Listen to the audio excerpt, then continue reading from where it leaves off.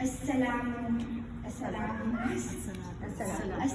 والسلام على أشرف الأنبياء والمرسلين خاتم النبيين وسيدنا ونبينا ومولانا أبي قاسم محمد اللهم صل على محمد وآل محمد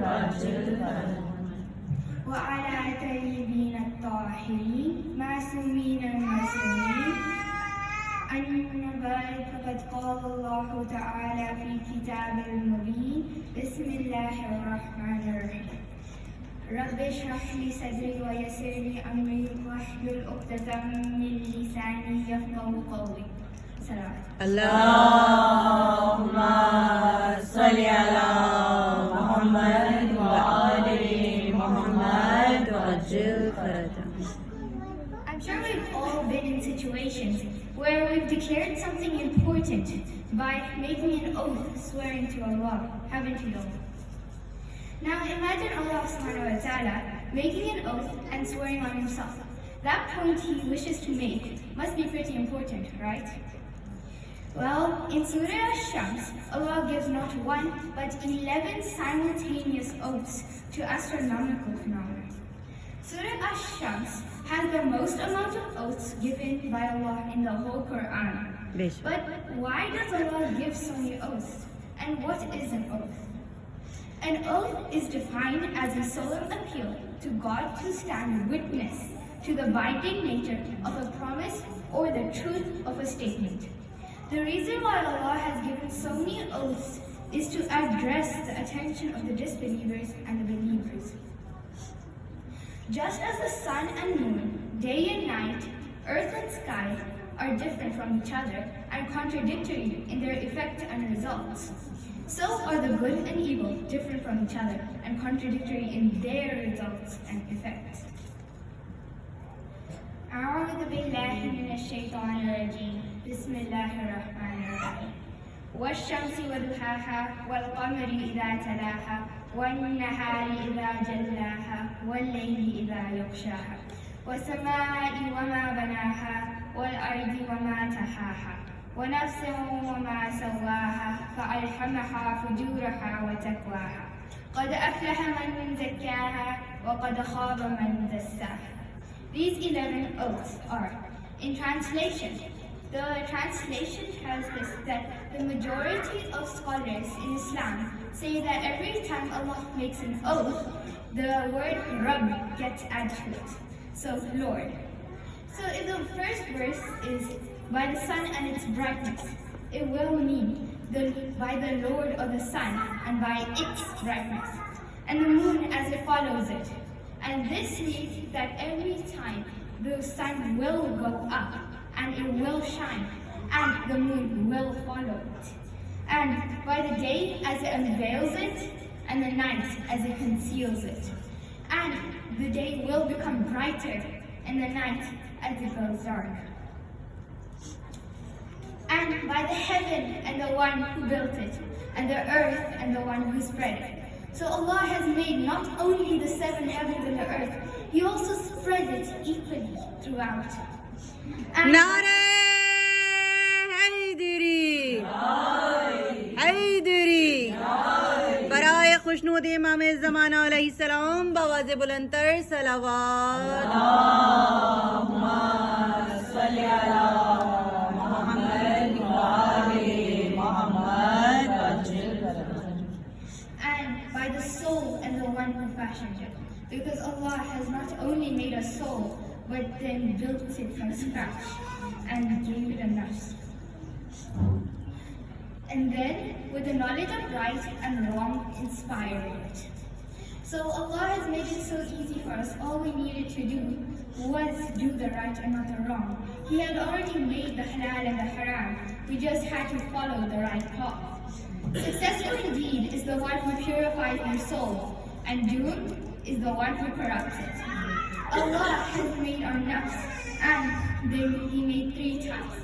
One, the person who does sins and then does not ask for forgiveness, or who does it again. this person is a true disbeliever and goes straight to Jahannam. The second type is the one who does a sin and then asks Allah for forgiveness.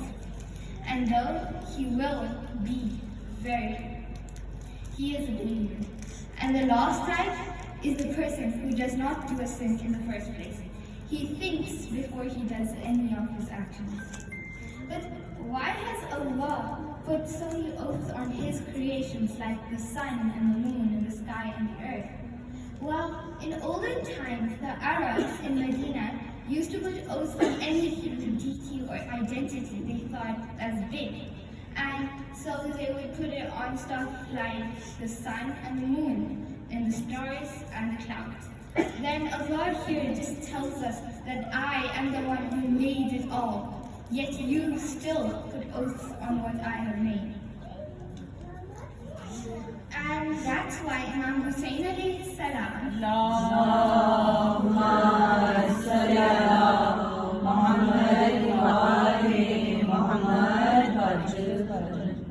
And that is why Imam Hussein alayhi salam that Allah is so great and asked him for a child, a daughter that would love him and that he could love back. And that's when Allah gave him Bibi Sakina. Bibi Sakina was the love of the house. She was always smiling and always happy.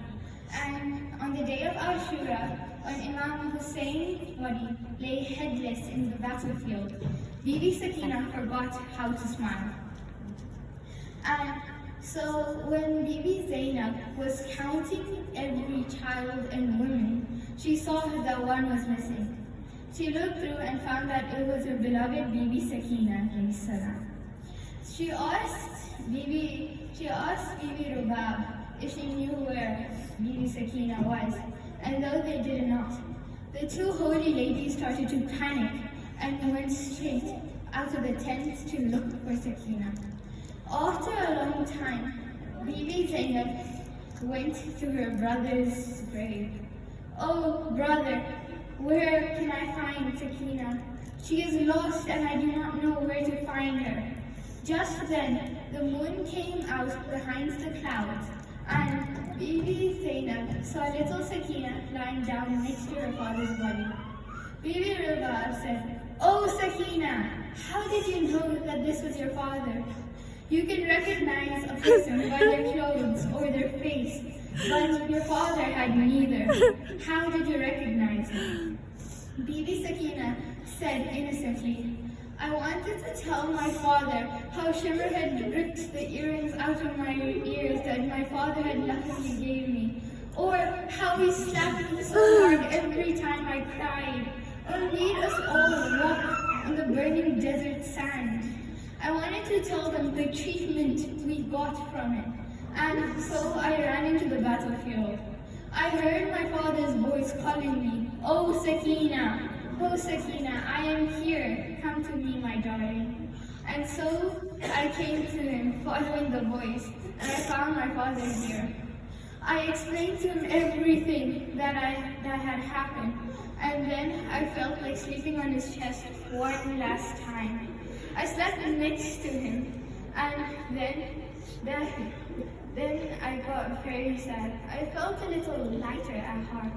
But that wasn't Sakina's lost sleep, because when she was taken in the prison of Shimmer, she cried every day and night for her father. 'Oh Father, where are you? Rescue me from Shimmer.' And so one day, Shimmer brought her father's head to her. And so Sakina started crying. After a long time, she went to her father and laid her head next to his. And then she lay and slept the last fall.